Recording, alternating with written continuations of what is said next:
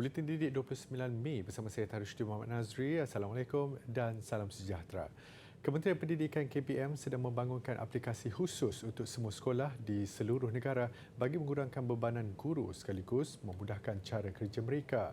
Menteri Kanan Pendidikan Datuk Dr. Razzie Jidin berkata ia termasuk membantu penolong kanan pentadbiran menyiapkan jadual kerja. Jadi tak perlu nak pening-pening masukkan jumlah berapa orang guru, subjek apa, berapa kelas yang ada dan jadual untuk sebuah sekolah itu dapat diselesaikan dengan cepat. Jadi perkara-perkara yang melibatkan bisnes proses ini kita teliti satu persatu dan kita cuba cari jalan supaya kecekapan itu dapat kita tingkatkan. Tambahnya, KPM mengambil kira keluhan dan pandangan dari warga sekolah, terutama guru-guru, sebagai usaha mencari jalan terbaik dalam menyelesaikan masalah tersebut. Selain itu, permasalahan dari segi teknikal juga menjadi tumpuan utama bagi membolehkan guru-guru bekerja dengan lebih sistematik dan teratur. Dalam perkembangan lain, KPM akan mencari penyelesaian terbaik berhubung keluhan guru warden asrama bagi mencapai penyelesaian yang lebih menyeluruh termasuk isu elang rendah. Berkongsi idea dan pandangan bersama Menteri Kanan Pendidikan pastinya satu peluang yang sukar diperolehi.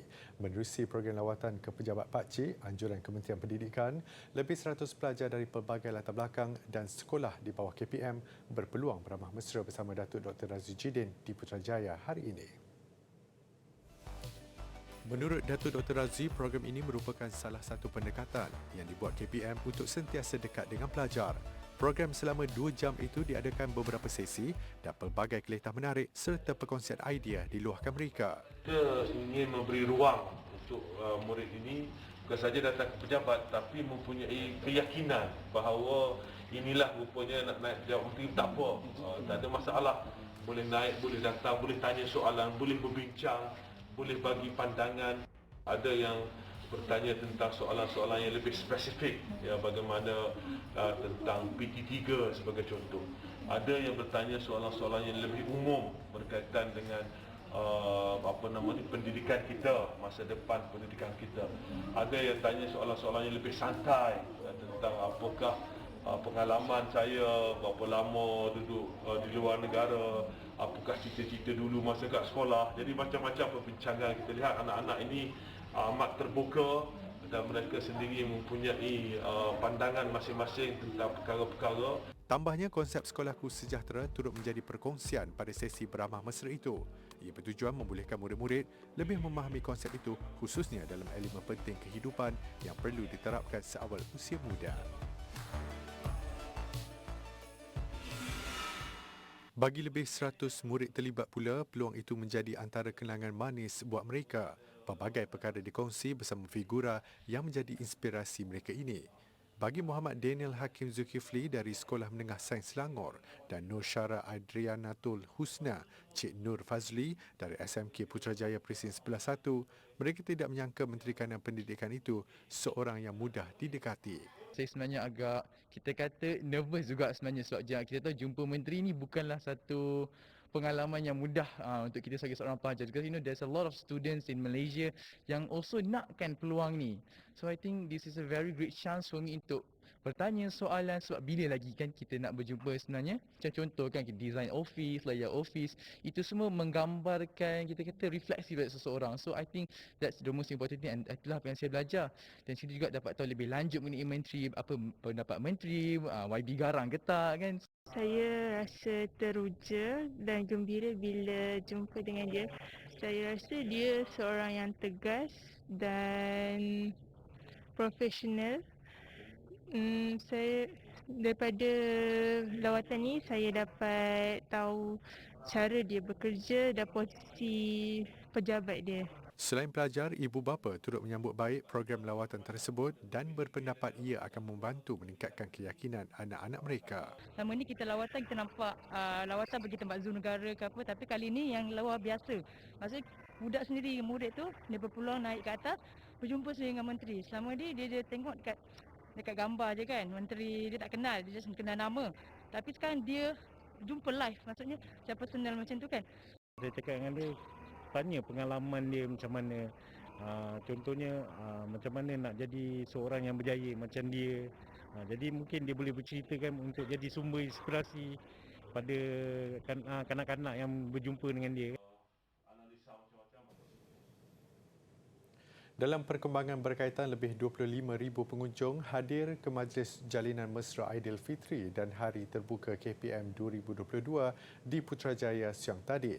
Program bertujuan mempromosikan aktiviti KPM selain platform berkongsi maklumat pembelajaran bersama masyarakat.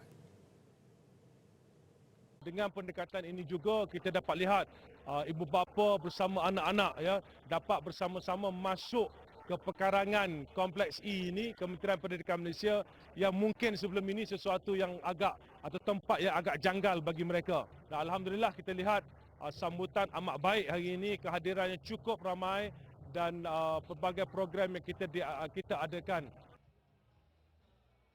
Tambahnya, program ini adalah pendekatan berbeza yang diambil oleh KPM bagi mengeratkan lagi hubungan dengan masyarakat. Antara aktiviti yang diadakan ialah pameran, pertunjukan sains, teknologi dan inovasi STEM serta persembahan dari murid-murid sekolah.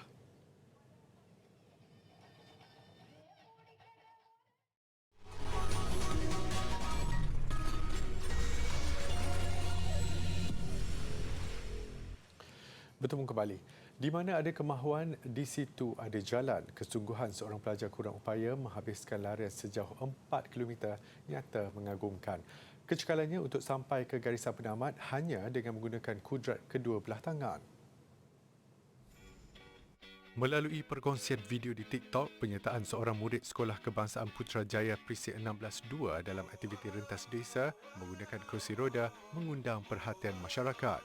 Melihat kegigihan kanak-kanak lelaki itu cuba menghabiskan lariannya, menguatkan pepatah hendak seribu daya, tak hendak seribu dalih. Kenapa adik join Retardation tu? Sebab minat dan suka. Ya.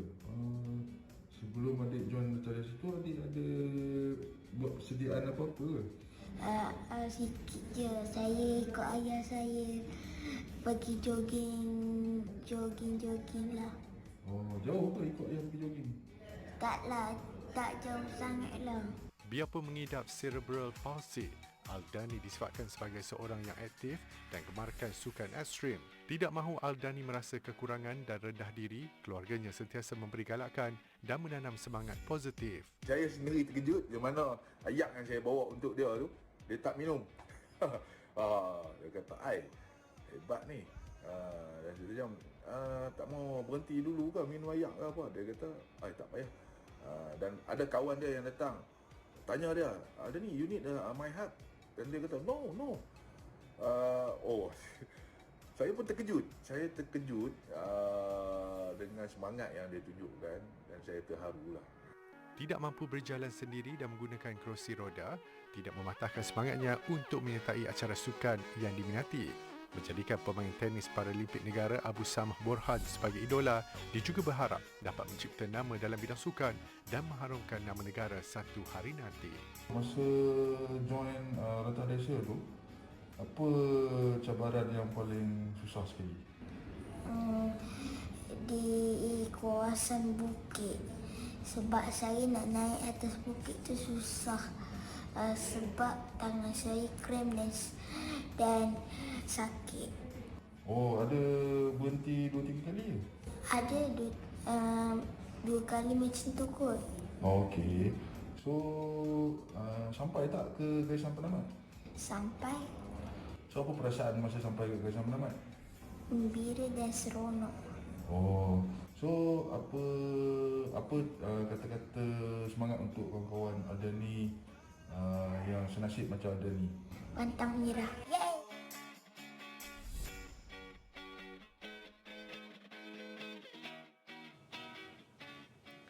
Aktiviti memanah dan berkuda lazimnya sinonim dengan masyarakat kita. Bukan itu sahaja, gabungan dua aktiviti ini juga semakin mendapat tempat dalam kalangan peminatnya.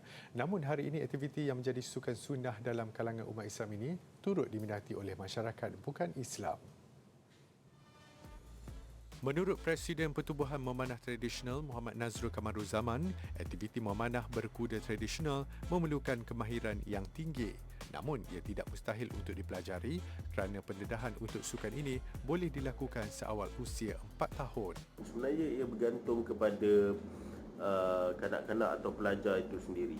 Kalau dia sudah mempunyai kebolehan fizikal yang cukup, mana boleh menarik busur tu, dia mampu untuk menarik busur dan mampu mendengar arahan, sebab dalam memanah ni keselamatan adalah paling penting. Jadi kita ada pernah menerima pelajar seawal umur 4 tahun. Tambahnya, untuk pembelajaran peringkat awal, individu yang berminat tidak perlu membeli sebarang peralatan. Bagaimanapun, jika ingin meneruskan sukan ini secara profesional, pihaknya akan memberikan cadangan peralatan yang perlu dimiliki. Nazrul yang juga pengasas Akademik Panah Lagenda berkata, aktiviti memanah berkuda turut dipertandingkan di peringkat antarabangsa. Saya pernah bawa tim remaja Malaysia bawah 16 tahun ke kejohanan memanah berkuda dunia pada tahun 2018 dan 2019. Alhamdulillah, di kedua kejohanan ini kami berjaya membawa pulang pingat. Pada 2018 kita berjaya mendapat pingat perak untuk kategori single shot. Dan pada tahun 2019 pingat gangsa untuk kategori double shot. Dan anak didik saya itu adalah dia bernama Li Jinming, seorang Chinese lah. Nazrul berharap aktiviti memanah berkuda mampu menarik lebih ramai peminat kerana ia bukan sahaja mampu membina tubuh badan yang sihat tetapi juga minda yang lebih tajam. Kira-kira 100 pelajar tahun akhir Fakulti Perakawanan Universiti Teknologi Mara UiTM mengambil bahagian dalam program Hasil Your Tax Buddy HYTB. Program anjuran Lembaga Hasil Dalam Negeri LHDN Selangor itu selaras dengan matlamat menjadikan pelajar yang bakal menempuh alam pekerjaan sebagai pembayar cukai yang bertanggungjawab. Program sehari HYTB ini melibatkan penuntut tahun akhir Fakulti Perakawanan Kampus Puncak Alam yang bakal selesai pengajian program ijazah sarjana muda Julai ini. Because apabila mereka engage dengan badan-badan organisasi luar dan sebagainya, satu adalah akan menambahkan lagi dari segi awareness tentang hal-hal percukaian, dan dalam masa yang sama dapat juga menjiwai dengan apa yang telah dibelajar di dalam bilik kuliah dengan yang dipraktikan oleh para organisers lah. Selain aktiviti seperti Tax Flores, peserta juga diberikan taklimat percukaian siswa niaga, bijak cukai dan kerjaya. Program macam ni dia expose kita kepada tax, dia expose kita kepada teamwork. Maksud daripada sini juga diorang dapat bekerjasama antara kumpulan, sebab ada daripada kalangan kami yang tak pernah datang pun lagi fakulti. So daripada situ diorang juga dapat pengalaman untuk mengeksplor fakulti dekat sini. Program dilancarkan pengarah LHDN Selangor Kamarudin Hashim. Most of the students sini adalah final year student. So bila dia orang keluar nanti, dia orang dah bekerja, dia orang akan jadi pembayar cukai lah. So that's why pendidikan awal bakal pembayar cukai itu adalah penting lah. Selepas UiTM Puncak Alam, program HYTB juga akan dipeluaskan ke IPTA dan IPTS lain di Selangor dan seluruh negara.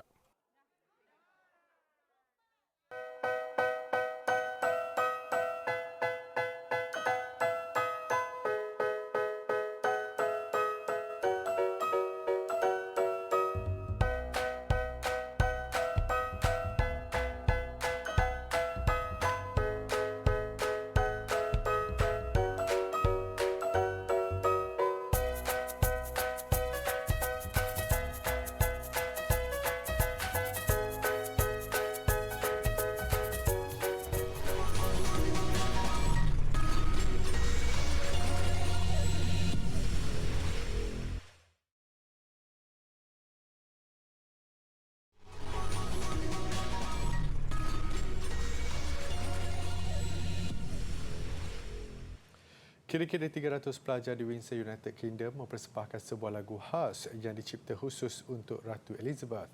Lebih manis, baik-baik lagu berjudul The Long Walk itu dihasilkan sepenuhnya oleh beberapa pelajar terbabit. Selain meraihkan ulang tahun pemerintahan ke-70 Ratu Elizabeth, The Long Walk juga sinonim dengan perjalanan yang panjang di Platinum Jubilee, jalan ikonik menuju ke Istana Windsor. Ratusan pelajar yang terlibat berusia antara 8 hingga 18 tahun. Mereka mempersembahkan lagu itu di dalam kawasan Istana Windsor baru-baru ini. The lyrical content of this song is generated entirely by children. All I've done is help arrange it and craft it, but the actual content, the messaging, all of that came directly from the children of Windsor and what they thought about this occasion.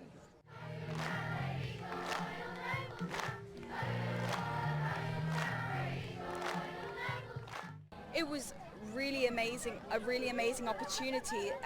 Everyone was really involved, and we did all these exercises to get to know each other and to sort of get the creative juices flowing, I guess.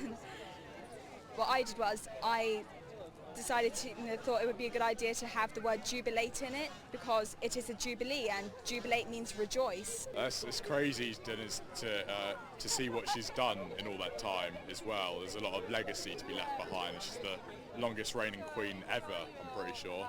So that's something as well, and it's good to be a part of that.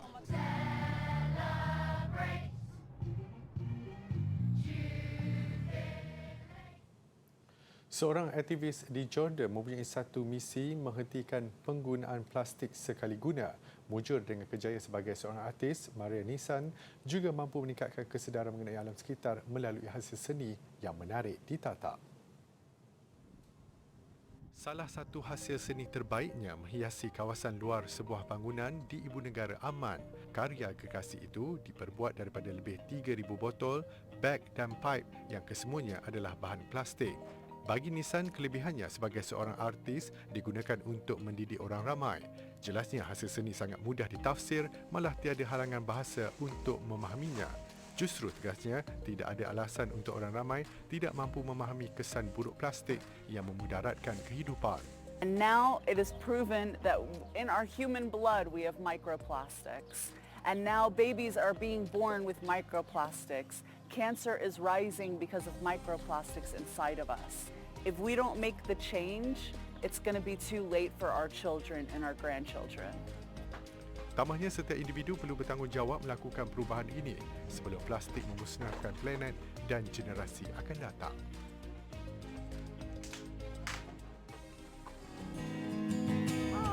Pernahkah anda mengalami keadaan yang mana anda menggunakan sponge untuk membasuh pinggan dan sponge anda tidak menyerap air?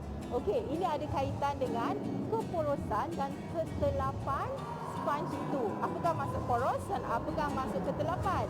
Okey, poros merujuk kepada rongga-rongga di dalam sponge dan telap pula merujuk kepada sambungan di antara rongga-rongga tersebut. Apakah kaitan ini dengan syarikat minyak dan gas seperti Petronas? Minyak petroleum sebenarnya berada di dalam batuan dan bayangkan sponge anda tadi adalah batuan dan air di dalam sponge itu adalah minyak petroleum. Jadi, keporosan dan ketelapan sesuatu batuan boleh memberitahu kemungkinan adanya minyak petroleum di dalam sejenis batuan.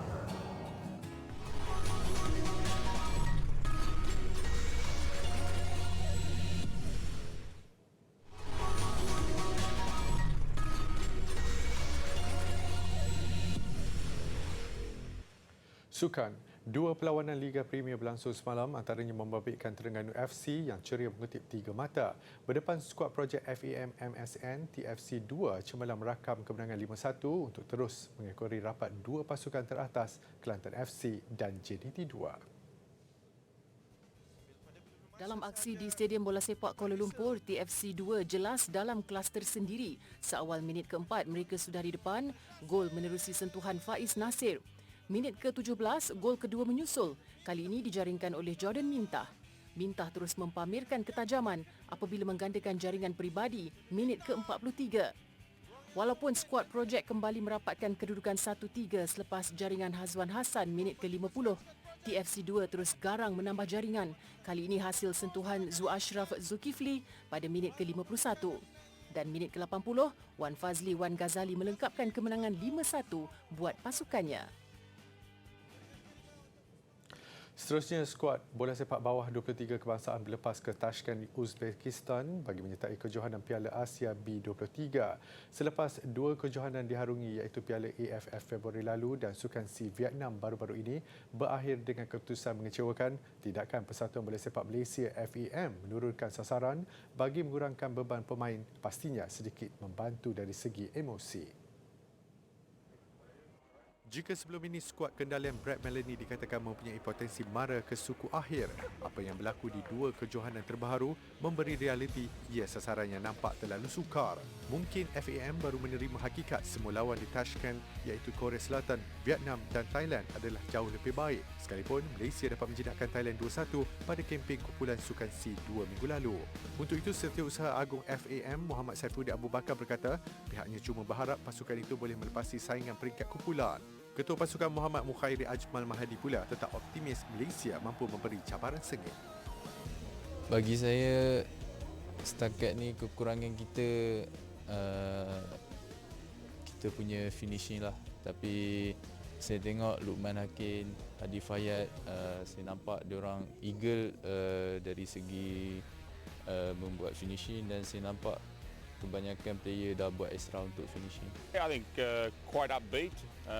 We've returned from the SEA Games. Unfortunate we didn't bring back a medal, but we feel the performances were quite good, and I continue to say that this group is improving. So I believe we got better the longer the SEA Games tournament went along, and hopefully we'll continue to improve for this AFC tournament. Skuad negara dijadual turun menentang Korea Selatan dalam aksi pertama kumpulan C Piala Asia B23 di Stadium Lokomotif Tashkent pada Khamis ini, diikuti Thailand dan Vietnam pada 5 dan 8 Jun nanti.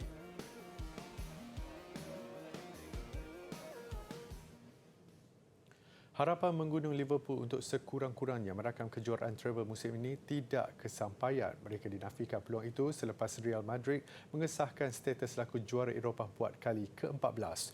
Jaringan tunggal Vinicius Junior pada babak kedua sudah memadai buat gegasi Sepanyol itu mengecewakan jutaan peminat Liverpool dengan kemenangan 1-0. Aksi sengit sememangnya sudah dijangka pada pertemuan Real Madrid dan Liverpool bagi perebutan trofi Liga Juara-Juara Eropah. Sebaik sepak mula, perlawanan banyak dikuasai The Reds menerusi beberapa percubaan berbahaya. Muncul ketakasan Thibaut Courtois di gawang Real berjaya meredakan keadaan. Real kemudiannya menjaringkan gol pada minit ke-42, namun percubaan Karim Benzema itu dibatalkan kerana offside. 0-0 tamat separuh masa, Real sekali lagi menggasak pada babak kedua dan minit ke-58, gol yang dinanti-nanti akhirnya menjema. Hantaran Federico Valverde tidak dapat dibaca pertahanan Liverpool, termasuklah Trent Alexander-Arnold, sekaligus membuka ruang buat Vinicius Junior meledak gol tunggal perlawanan menewaskan Alisson Becker di gawang. Cuba menggasak untuk mencari gol penyamaan terutama menerusi Mohamed Salah, segalanya bagaimanapun serba tidak menjadi buat Liverpool. Sebaliknya, Real Madrid berpesta sebaik whistle penamat dibunyikan, meraihkan kejayaan mereka menjulang trofi Liga Juara-Juara Eropah buat kali ke-14.